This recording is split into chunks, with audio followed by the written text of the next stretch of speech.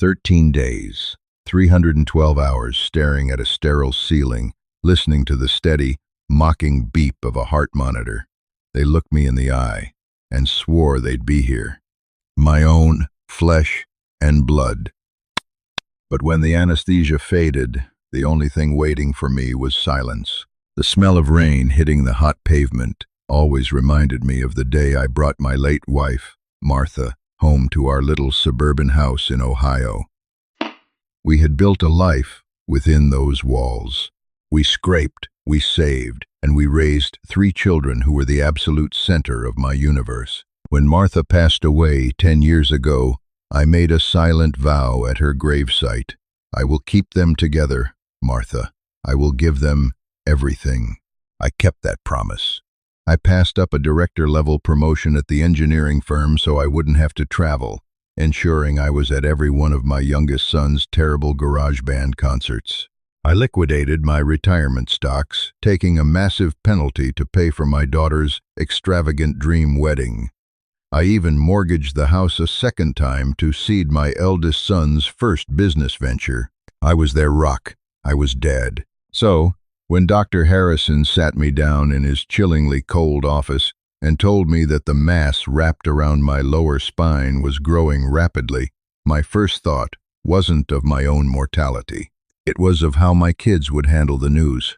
"It's not malignant, Andrew," Dr. Harrison had said, adjusting his glasses, "but it's aggressive. If we don't perform a complex spinal fusion and excision by the end of the month, you'll lose the ability to walk. The surgery is grueling. 6, maybe 7 hours on the table. And the recovery. Andrew, you're looking at 2 weeks in the hospital, minimum, followed by months of intense rehabilitation. You cannot do this alone. You will need a strong support system." I had smiled, a genuine, warm smile. "Doctor, I have 3 of the best kids in the world. I won't spend a single minute alone." I called a family meeting that Sunday. I spent hours preparing a massive pot of Martha's famous beef stew, wanting the house to smell like comfort and safety. They arrived in a flurry of their own chaotic lives. Theodore, my eldest, walked in first. At 40, he was a vice president at a major logistics firm, dressed in a sharp navy suit, his Bluetooth earpiece permanently welded to his ear. He gave me a quick, one-armed hug before muttering into his device, "Hold on, my dad's talking. Yeah, short the stock." Charity came next. My beautiful middle child, 36, a mother of 2, and the self-proclaimed empath of the family. She swept in with a dramatically exhausted sigh, dropping her designer handbag on the kitchen counter. "Daddy, the traffic was a nightmare, and Bobby is teething, and I am just so overwhelmed." Finally, Leo, 32, perpetually unemployed, and still claiming he was a few months away from getting his music produced. He smelled faintly of stale beer and cheap cologne, but his grin was as bright as ever. "Pops, looking good. Hey, you got any of those fancy craft beers in the fridge?" We sat down at the heavy oak dining table, the same table where I had taught them algebra, where we had eaten thousands of dinners, where we had mourned their mother. I laid it out for them. The tumor, the risk of paralysis, the surgery, the 2-week hospitalization. The reaction was immediate, a symphony of familial devotion that brought tears to my tired eyes. Theodore immediately slammed his phone face down on the table, shifting into executive mode. "Right, okay. I'm taking point on this, Dad. I'll coordinate with the surgical team." I've got enough PTO banked to take the whole 2 weeks off. I'll be sitting in that chair next to your bed so much the nurses will think I work there." Charity burst into tears, reaching across the table to grip my hand so tightly her knuckles turned white. "Oh, Daddy, no, no, no. You don't have to worry about a thing. I'm going to meal prep all your favorites. I'll bring you fresh food every single day for lunch. I'll read to you. I'll bring the kids to cheer you up." Leo hopped up, pacing the room with nervous energy. "I'm bringing my acoustic guitar, Pops. I'll play you to sleep. We'll watch the game on my laptop. You and me. just like the old days. My heart swelled. The fear of the surgery evaporated, replaced by a profound, overwhelming gratitude. I had done it right. Martha and I had raised good people. Before they left that evening, I pulled Leo aside. I knew he was struggling financially. "Leo, buddy," I said quietly, handing him a debit card linked to my emergency savings account. "While I'm under, I need someone to manage the house. Keep the utilities paid, maybe hire a guy to mow the lawn. There's about 10,000 in there. Use it for the house, and if you need a few bucks for gas to get to the hospital, that's fine too." "You can trust me, Dad. I got you," Leo said, his eyes shining. The morning of the surgery was a blur of fluorescent lights and antiseptic smells. True to their word, they were all in the pre-op holding area. Theodore was arguing with a nurse about the thread count of the hospital blankets. Charity was weeping gently, adjusting my hospital gown, and taking a quick selfie with me for the family group chat. Leo was making terrible jokes about hospital food, trying to lighten the mood. As the orderly came to wheel me away, they gathered around the gurney. "See you on the other side, Dad. I'll be in the waiting room the whole time," Theodore said firmly. "I love you, Daddy. I'll be here when you open your eyes," Charity whispered, kissing my forehead. "We ain't going anywhere, Pops," Leo added, squeezing my shoulder. I smiled as the heavy doors of the surgical wing swung open, swallowing me into the sterile cold. The anesthesiologist pushed a plunger into my IV. The room began to spin, dissolving into a fuzzy, comforting darkness. My last conscious thought was a prayer of thanks for my children. Waking up from a 7-hour spinal fusion is not like waking up from a nap. It is a slow, agonizing crawl out of a tar pit. When I finally managed to force my eyelids open, the world was a blurry, spinning mess. A blinding white light pierced my vision, and a dull, throbbing fire radiated from my lower back, sending shock waves down my legs. The rhythmic beep, beep, beep of the monitors was deafening. I turned my head, expecting to see Theodore's sharp suit, Charity's warm smile, or Leo's messy hair. Instead, I saw a blank, beige wall. A nurse stepped into my field of vision. She was older, with kind crinkles around her eyes, and a name tag that read, "Beatrice." "Welcome back to the land of the living, Mr. Gibson," she said softly, checking my IV drip. Surgery was a complete success. Dr. Harrison got the whole mass. "You're in the ICU for the night. Then we move you to the recovery ward." I tried to speak, but my throat felt like sandpaper. "Water," I croaked. After she gave me a small sip from a sponge on a stick, I managed my real question. My kids? Where are they?" Beatrice offered a sympathetic, tight-lipped smile. "They went home, sweetheart. The doctor called them when the surgery ended. They said they'd be by tomorrow, when you were more awake." Disappointment flared, but I quickly extinguished it. Of course, I reasoned with myself. It was a long surgery. They were probably exhausted. The waiting room chairs are terrible. Tomorrow. They'll be here tomorrow. Day 1, I was moved to a standard recovery room, a double occupancy space with a large window. I spent the morning fighting through the haze of heavy narcotics, constantly watching the door. Every time it opened, my heart leaped. But it was always a doctor, a phlebotomist, or a food service worker dropping off a tray of unidentifiable gray mush. By 3 p.m., the silence in the room was deafening. My phone, sitting on the tray table, buzzed. I fumbled for it eagerly. A text from Theodore. "Dad, absolute nightmare at the office. The European merger is falling apart. I had to jump on an emergency conference call. I'm so sorry I can't make it today. Doctor Harrison says you're doing great. Let's aim for tomorrow. Love you."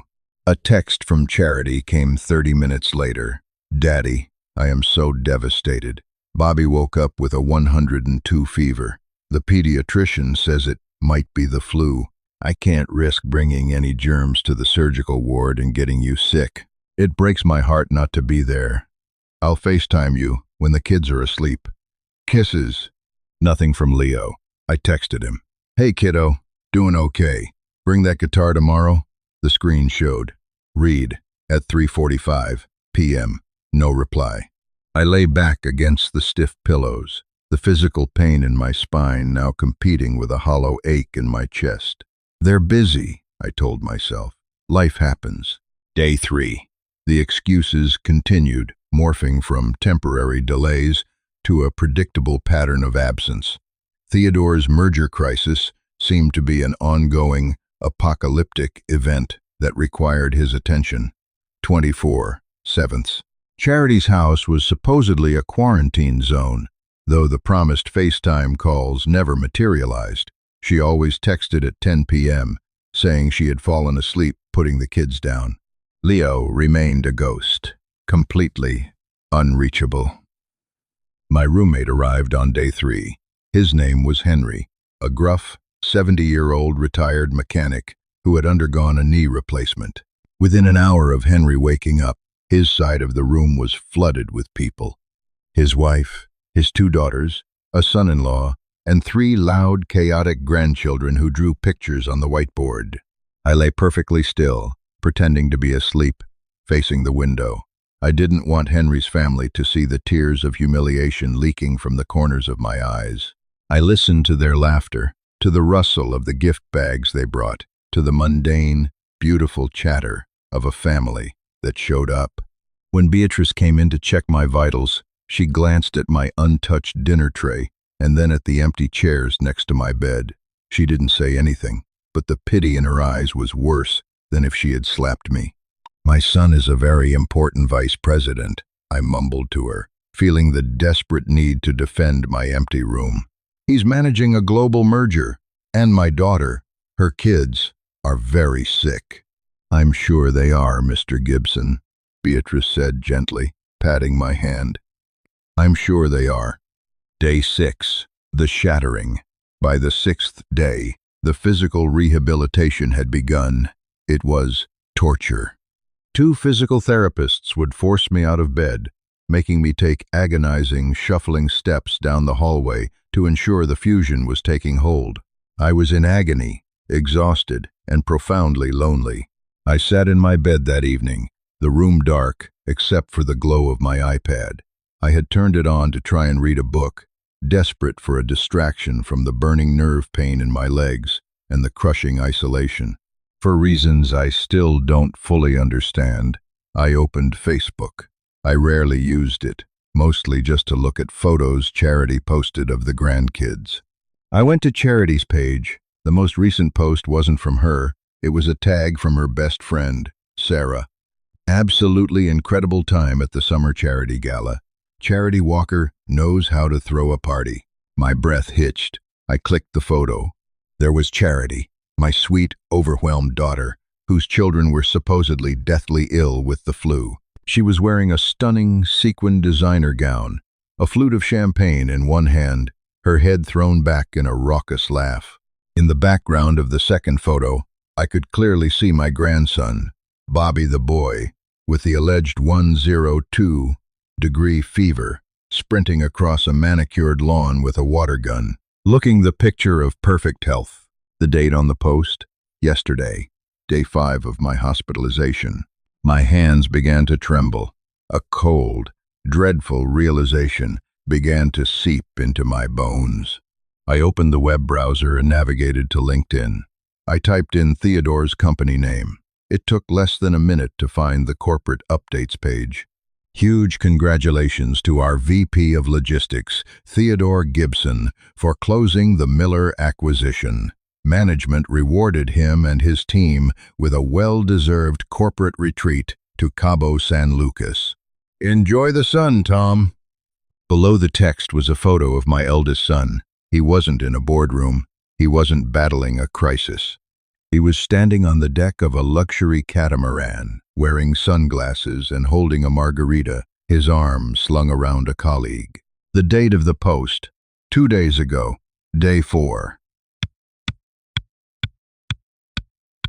The iPad nearly slipped from my numb fingers. They weren't busy. They weren't trapped by circumstance. They had chosen not to come. They had looked me in the eye, made promises to a man who was about to have his spine sliced open, and then walked away to party and vacation. A sickening thought suddenly struck me. Leo. With shaking hands, I opened my banking app. I navigated to the emergency checking account I had given Leo the card for the money meant for my mortgage, my electricity, my water bill. I pulled up the recent transaction history. Pending. The Velvet Room nightclub, $850. Pending. MGM Grand Casino, ATM, $500. Pending. High Octane Motorsports, jet ski rental, $300. Pending. The Velvet Room nightclub, $1,200. The list went on. In 6 days, my youngest son had blown through nearly $4,000 of the money I had saved to keep a roof over my head while I was crippled in a hospital bed. I locked the iPad screen and let it drop onto the blanket. The dark screen reflected my own face back at me, pale, aged, and entirely broken. The physical pain of the surgery was nothing. It was a pinprick compared to the agonizing, hollow crater that had just been blasted through my soul. I was sitting in a hospital bed, physically broken, surrounded by the ghosts of the children I had sacrificed my entire life to raise. And for the first time in 68 years, I truly understood what it meant to be alone. Day 7. The morning of the 7th day brought a different kind of awakening. The physical pain was still there, a heavy, grinding ache in my lumbar spine, but the emotional paralysis had vanished. In its place was a quiet, absolute clarity.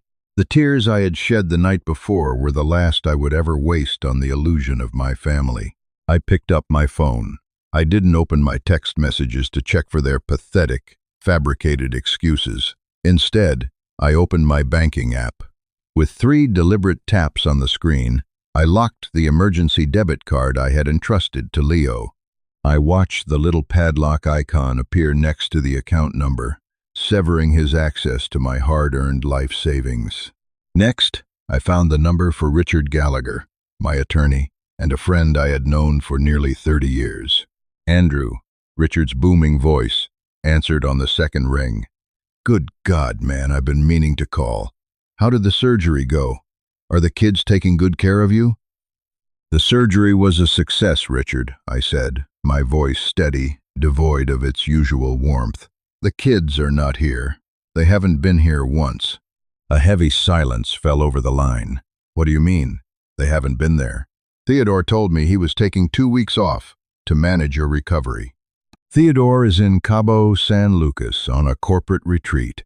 Charity is attending charity galas. Leo has spent $4,000 of my emergency fund on nightclubs and jet skis. I spoke the facts clinically, as if reading a grocery list. I need you to do a few things for me, Richard. Immediately.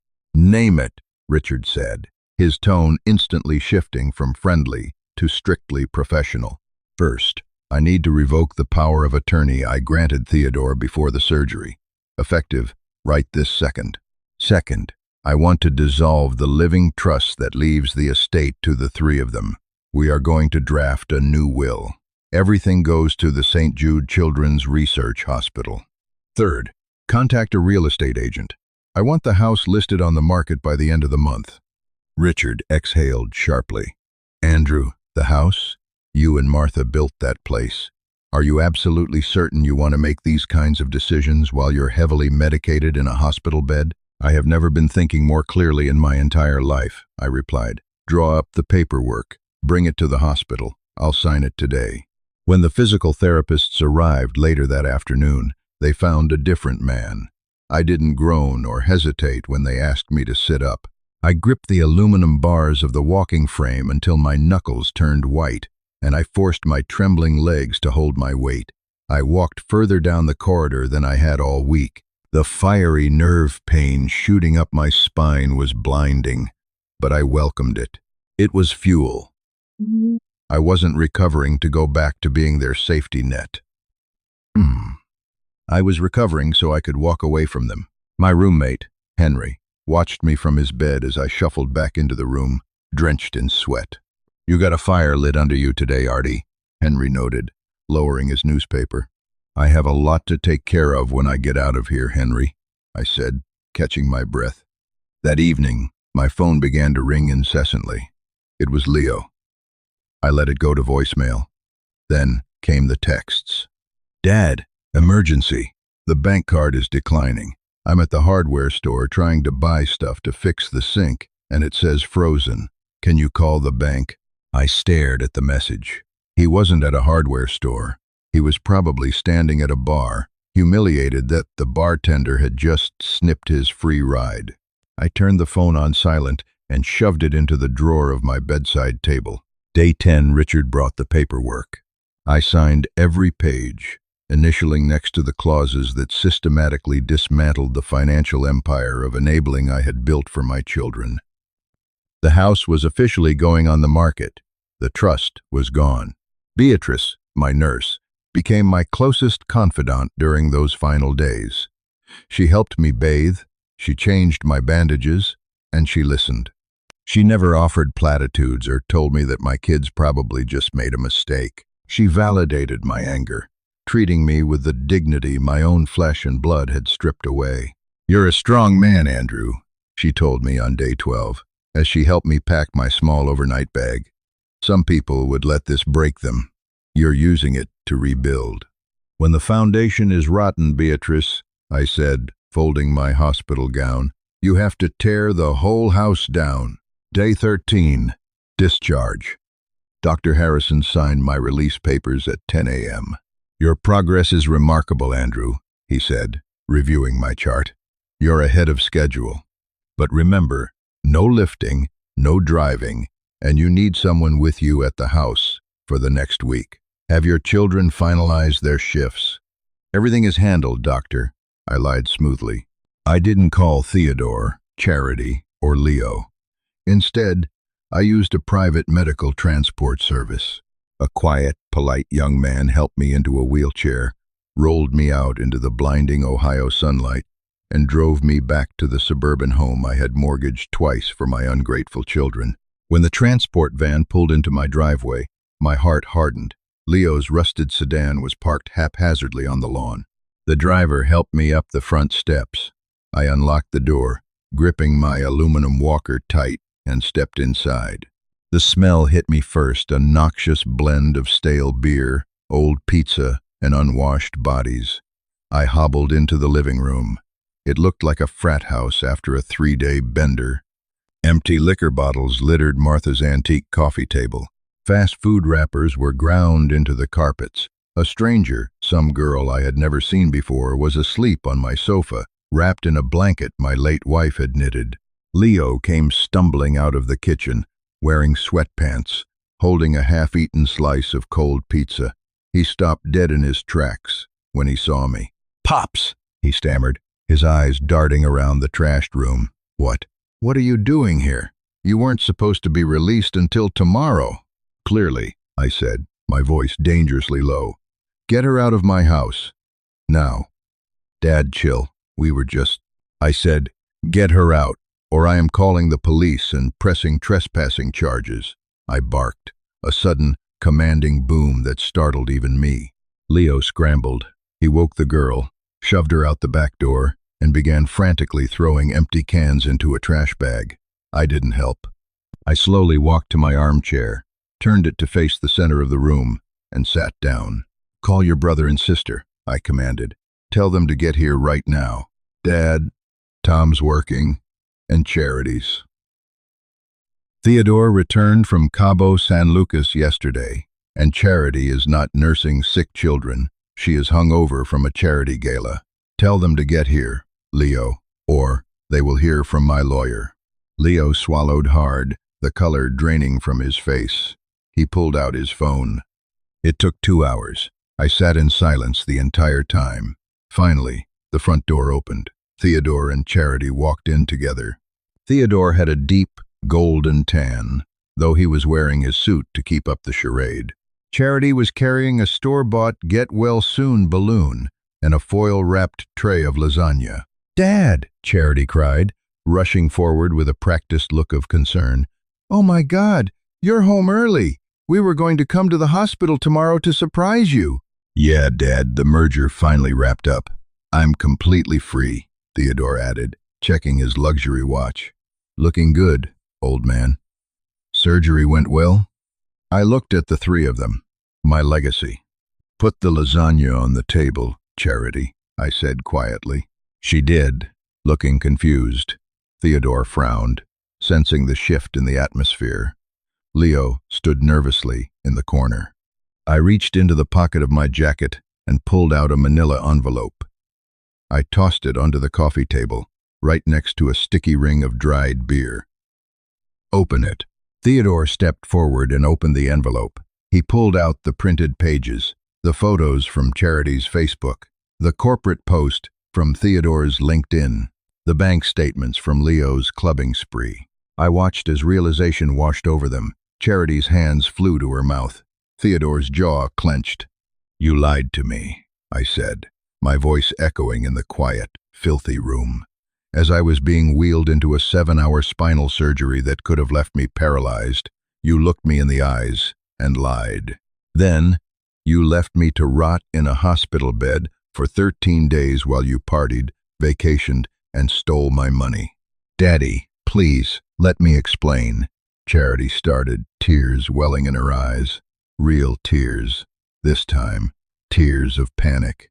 "There is nothing to explain," I cut her off. "I spent 13 days alone. Do you know what you learn when you're completely alone in a hospital room? You learn exactly what you are worth to people." I gripped the arms of my chair and leaned forward. "Theodore, I have revoked your power of attorney. You will never see another dime of my money for your businesses. Charity, your free babysitting service is permanently closed, and I have withdrawn the college funds I set up for your children. That is your responsibility now." I turned my gaze to my youngest. "Leo, I am giving you 48 hours to pack your things and vacate this property. If you are not gone by Monday morning, you will be formally evicted." "Dad, you can't be serious," Theodore shouted, his executive composure shattering. "We're your family. You're recovering from major surgery. You're just emotional. We made a mistake, okay? But you can't just cut us off." "The trust is dissolved," I stated flatly, ignoring his outburst. "The will has been rewritten. Everything goes to Charity, and this house." I looked around at the walls that held so many memories of Martha and so many lies from my children. "This house goes on the market next Friday." "Where are you going to go?" Charity sobbed, burying her face in her hands. "I have secured a luxury assisted living apartment downtown. I will hire a private nurse for my rehabilitation. I will be using the money I saved for your inheritances to pay for it." I pointed a trembling finger at the front door. "Now, put your keys on the table." All three of you. They stood frozen in shock. "Keys on the table, now." Slowly, defeated, they complied. 3 sets of keys clattered against the wood. "Get out," I whispered, "and don't come back." They left without another word. The door clicked shut, leaving me in the deafening silence of the house. I looked down at my aluminum walker. My back throbbed with a vengeance, and the road to recovery stretching out before me was long and brutal. But as I sat there in the quiet, breathing in the scent of my reclaimed freedom, a strange, profound peace settled over my heart. I was 13 days older. I was physically broken. But for the first time in decades, I was entirely, unyieldingly free. If Andrew's journey of painful realization and newfound freedom resonated with you, please hit the like button and share this video with someone who might need a reminder of their own worth. Don't let anyone, even family, take your sacrifices for granted. Subscribe to our channel for more real-life stories full of drama, truth, and ultimate redemption. Hit the notification bell so you never miss an update, and let us know your thoughts in the comments below.